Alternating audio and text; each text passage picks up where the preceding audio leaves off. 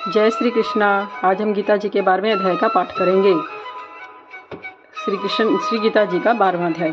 अर्जुन ने पूछा, इस प्रकार जो भक्त सदैव योगयुक्त होकर आपकी उपासना विधि पूर्वक करते हैं और जो आपको व्यक्ति ब्रह्म को बसते हैं, इन दोनों में से कौन सा योगी श्रेष्ठ है?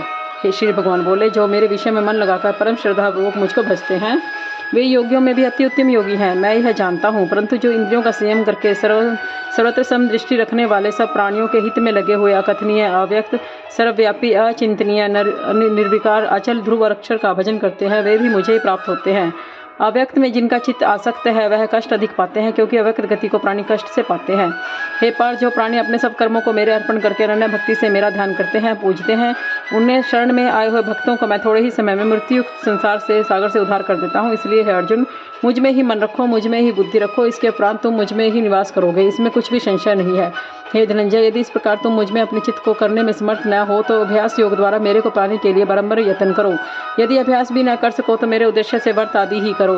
मेरे लिए तुम कर्म करोगे तो तुम्हें मुक्ति प्राप्त होगी। यदि ऐसा भी न कर सको तो मन को रोककर अनन्य भक्ति भाव से मेरी शरण में आओ और फल की आशा छोड़कर कर्म करो, क्योंकि अभ्यास से ज्ञान उत्तम है, ज्ञान से ध्यान श्रेष्ठ है, ध्यान से कर्मों के फल का त्यागना श्रेष्ठ है। त्याग से शांति प्राप्त होती है। जो द्वेष नहीं करता सबका मित्र है,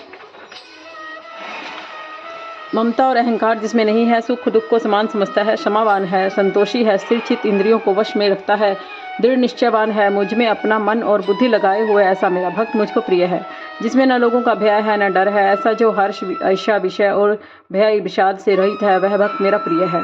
जो कुछ मिले उसी में संतुष्ट, पवित्र, निष्पाप, दुख रहित, फल की आशा त्याग कर कर्म करने वाला, ऐसा जो मेरा भक्त है वह मुझे प्रिय है। जो लाभ से प्रसन्न न हो, किसी से द्वेष न करे, इस पदार्थ के नष्ट होने से दुखी न हो, किसी वस्तु की इच्छा न करे, अशुभ शुभ कर्म संपूर्ण कर्मों के फल से क्या त्यागी हो, वह भक्त मेरा परम प्रिय है।